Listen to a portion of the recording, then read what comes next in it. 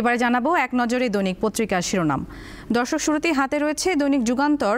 আমরা প্রধান পাতায় দেখতে পাচ্ছি যে ছবিটি যুক্ত হয়েছে, এতে বলা হয়েছে জুলাই আন্দোলনে শহীদ ইমাম হাসান তাইম হত্যা মামলার আসামির জামিনের প্রতিবাদে মঙ্গলবার সচিবালয়ের সামনে এই বিক্ষোভ। এছাড়া রয়েছে ডাকসুতে ৮ প্যানেলের লড়াই, পছন্দের তালিকায় যোগ্যরাই অগ্রাধিকার। ডাকসুর ২৮ পদের বিপরীতে ৬৫৮ ও হল সংসদে ১,৪২৭টি মনোনয়নপত্র বিক্রি, জমা দেওয়ার শেষ দিন আজ। ঘোষণা হয়েছে ছাত্র শিবির সহ ৪টি পূর্ণাঙ্গ প্যানেল, আজ হবে ছাত্রদল, বাগশাস সহ অন্যদের। প্রার্থীরা ইশতেহার তৈরির জন্য সাধারণ শিক্ষার্থীদের মতামত যাচাই বাছাই করছেন। এছাড়া রয়েছে জাতীয় নির্বাচনে প্রভাব ফেলবে না জয় পরাজয়, ডাকসু নির্বাচন প্রসঙ্গে সাবেক ভিপিজিএস এর মন্তব্য। এপাশে রয়েছে সুষ্ঠু নির্বাচন অনুষ্ঠানে সরকারকে সহযোগিতা করবে সেনাবাহিনী, অফিসার্স অ্যাড্রেসে সেনাবাহিনী প্রধান এমনটি বলেছেন। এছাড়া সাংবাদিকদের আসিফ নজরুল বলেছেন ফেব্রুয়ারিতেই নির্বাচন, এরপর বিদায় নেব।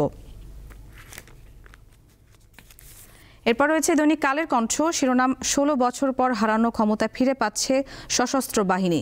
জাতীয় নির্বাচনে দায়িত্ব পালন বিষয়ে বলা হয়েছে সশস্ত্র বাহিনীকে কোণঠাসা রেখেই ৩ প্রহসনের নির্বাচন। এবারের নির্বাচনে মাঠে কার্যকর উপস্থিতি, আগের চেয়ে বেশি সংখ্যক সেনা মোতায়েন চাইবে ইসি। সশস্ত্র বাহিনী সুষ্ঠু নির্বাচনের সহায়ক হবে, ইসি আব্দুর রহমানের মাসুদ এমনটি বলেছেন। এই বাহিনীকে কার্যকর ভূমিকায় রাখলে ভালো নির্বাচন সম্ভব বলেছেন বেগম জেসমিন টুলি। এপাশে রয়েছে প্রতিকূল পরিস্থিতিতেও দৃঢ়চিত্ত ডক্টর ইউনূস, এই বিষয়ে একটি বিশেষ লেখা প্রকাশিত হয়েছে। এছাড়া রয়েছে গণতন্ত্রকামীদের বিভেদে ফ্যাসিস্ট পুনর্বাসনের পথ সহজ হয়ে উঠবে বলেছেন তারেক রহমান।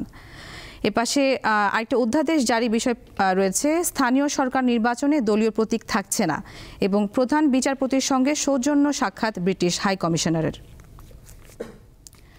এরপর রয়েছে দৈনিক প্রথম আলো, শিরোনাম সংবিধানের ওপরে জুলাই সনদের প্রাধান্য নিয়ে প্রশ্ন। জুলাই সনদ নিয়ে আদালতে প্রশ্ন তোলা যাবে না, এমন বিধানেরও পক্ষে নন সালাউদ্দিন আহমেদ। সনদ বাস্তবায়ন পদ্ধতি নির্ধারণের এখতিয়ার কমিশনের আছে কিনা প্রশ্ন। প্রয়োজনে বিশেষজ্ঞদের মতামত নেওয়া যাবে বলেছে জামায়াত। বিএনপির অবস্থান ভবিষ্যতে বিতর্ক সৃষ্টি করবে বলেছে এনসিপি। ডাকসু নির্বাচন প্রসঙ্গে বলা হয়েছে মনোনয়নপত্র বিক্রি হলো ৬৫৮টি।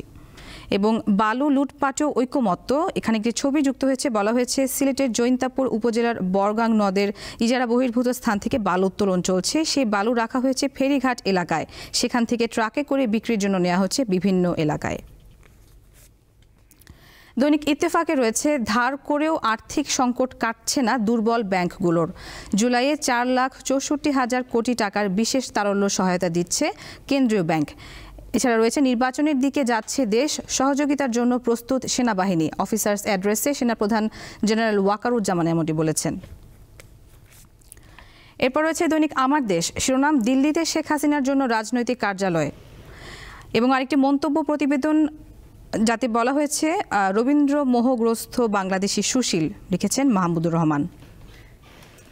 দর্শক, দেখে নিলাম আজকের দৈনিক পত্রিকার শিরোনামগুলো।